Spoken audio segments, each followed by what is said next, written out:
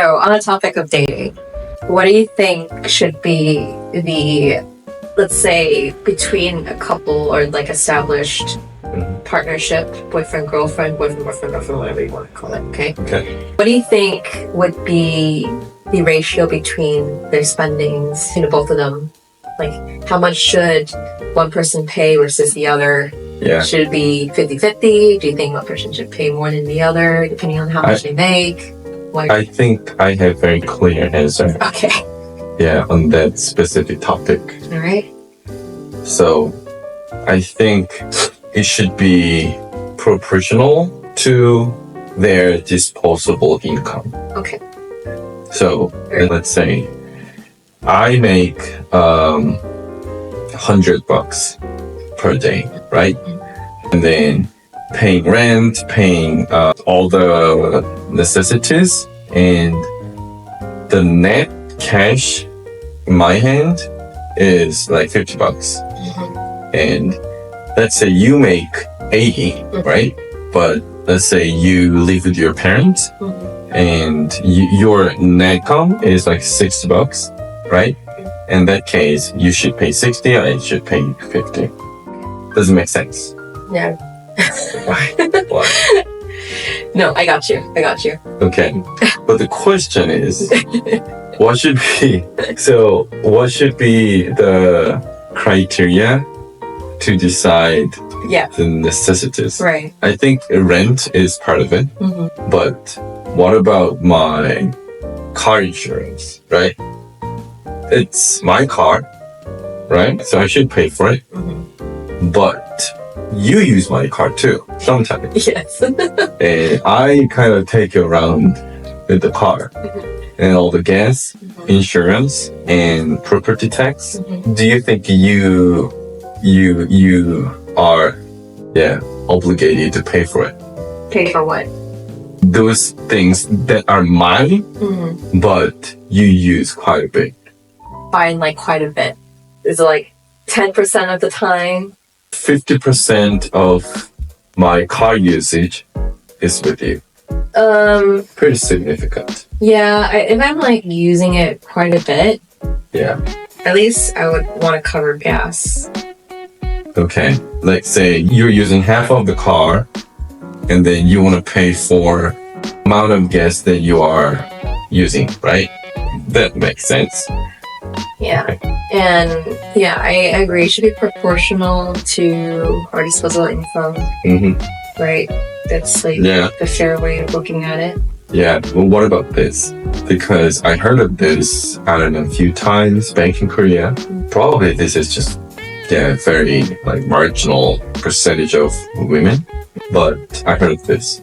They are saying, I spend a lot of money on like cosmetics and kind of like dressing up.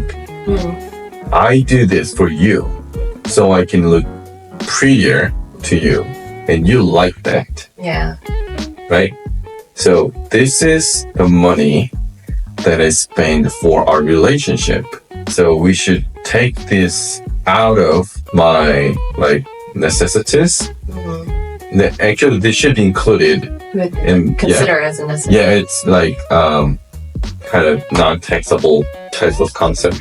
You know what I mean? Yeah, I've heard. It's not just in Korea. I think I've heard of that payment. Yeah, here in like Western dating too. Like, girls would say, "Oh, I got my nails done for a date," and when you ask me on a date, it's not like I just get out of bed and like show up to the restaurant. I have to get ready, get my hair done, buy a nice outfit. Yeah, so one can argue that girls can spend just as much to prepare for a date. Yep. So I do think that's kind of really naive excuse. Naive excuse. Yeah. Yeah. I don't know. You will wear the dress for the date, but is that solely for the date? I don't think so. They are just using the date as an excuse to like buy new stuff and get their nails done and yada yada yada. So I think it's really, when you use that as an excuse, it's kind of, there's a sense of entitlement there. Like, you shouldn't you shouldn't complain spending so much when I spent like $40 on getting my nails done or $60 or whatever. I don't know. But yeah. Ideally, if you're seeing someone who genuinely likes who you are, then you shouldn't have to go that extra mile. Perhaps you want to if you're doing it for yourself. And if you're doing it for yourself, then you shouldn't even use that as an excuse in the first place. So I do see that both parties, if you're showing up for a date and you want to be looking good, looking fresh, your definition of looking good, looking fresh depends on yourself. And I do agree. That's a given. And you shouldn't use that against the other person, right? Right. At least you don't show up like looking like a scrub, like you woke up and not showered or whatever. But yeah, I don't think that should be considered part of the date spending or whatever. Right. Unless your partner kind of asked you to get your nail, but hey, look at your nail. What? Yeah. Or like let's say he or she wants to go to an event with a specific dress code where you have to wear like black and white tux floor length dress, and then maybe that's another topic to talk about. Yeah, but if it's just casual like this, then I don't think that should be part of the... I agree. Yeah. So we both agree that it depends on your disposable income. Yeah. Your lifestyle. Yeah. And I do agree. I also think that when you're in a relationship with someone, it's hard to not be so calculating or come across so calculating. It's hard to not be so calculating. I mean, sorry. It's hard to not come across calculating. You don't want to be calculating because at the end of the day, you want to show that you like someone and you care for them and not have to see it as like just numbers all the time, right? Yeah, right.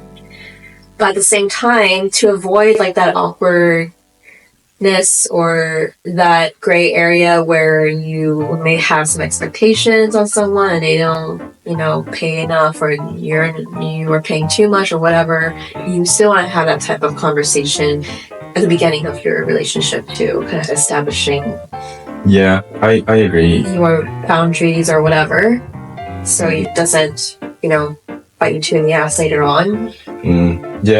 If not at the beginning of the relationship, I think it's really healthy to have that type of conversation in the middle. I mean, if there's no problem, you don't have to have the conversation. I think that's true. Like, definitely, I take that back. I don't think it's just something in the beginning of a relationship, because at the beginning of the relationship, to talk about finance is a little bit too much. Yeah, it is. So definitely, if you are in a serious relationship, what? Hey, go ahead. Yeah, it's just kind of something kind of funny. Okay. Yeah, so like I said, like definitely if you are serious about this person, having that transparent conversation of how you are financially and like how comfortable you are, what you're spending, your lifestyle, having that conversation is healthy. You need to have that conversation. You need to know how much your partner makes. Not exactly. Or are you saying like the exact amount of how much income? Yeah, you don't have to write a kind of cash flow in it, but at least you need to know the rough amount of money your partner makes so you can know how much the bottom line is. Yeah, like gross income, rent, utilities, insurance, everything, and then what is disposable income, right? So just opening up how much you make is difficult part, and then I think it's the conversation that you can have with your partner only when you guys reached certain stage. Yeah, like of the if you're about to relationship. get married or something, or like even thinking about advancing to that level, like no commitment, maybe. Yes, in the States, in Korea, I think it wouldn't be weird to ask how much you make at the really beginning of the relationship. Really, when you're just like courting each other. It's not, but the tone of voice shouldn't be really like investigating, but it could be. So how much do you make? I still feel like you're like kind of treading, like someone's privacy a little bit? Like you're Yeah, but yeah, I lived here in the States a few years, so my Korean character washed away a little bit. But I think it's not really uncommon to ask income between a couple. so So you can kind of throw a curveball, like, oh, I heard doctors make whatever, like 300K. Yeah, I heard it from Jennifer, and her boyfriend is doctor. What about you? that's Is that for real? interesting. And you don't feel like turned off by it, or you feel like offended? Ask you how much you make? I would feel a little turned off. Because I would feel, because I would feel like, is this like a deal breaker or something that you're heavily considering in order to date me? Is like how much I make?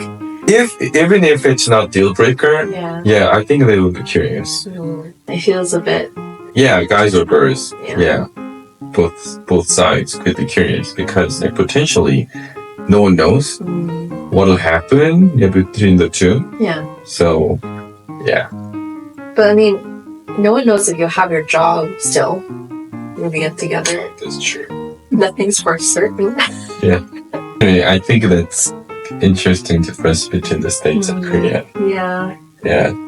You can straight up Ask. ask How how much much you make. after tax, how much you make? After tax. This is before tax, right?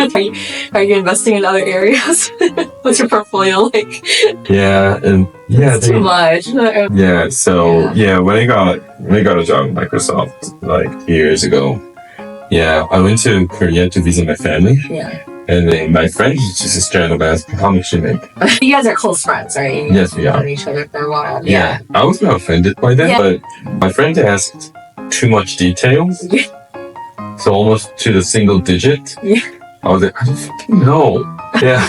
Do you really kind of keep track of like every single dime Yeah. in your paycheck? Yeah. Oh, no one does that.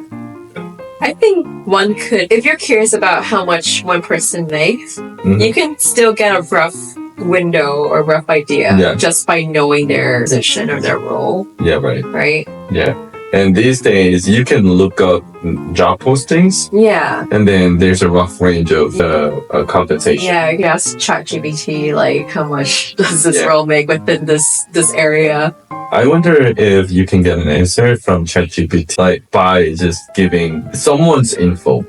Oh, I don't know Let's say- about that. Okay, like my friend, like Christopher, working for Amazon Yeah. procurement department. Yeah. How much does he make? Probably ChatGPT can look up his profile on LinkedIn and his job I description, don't think so. right?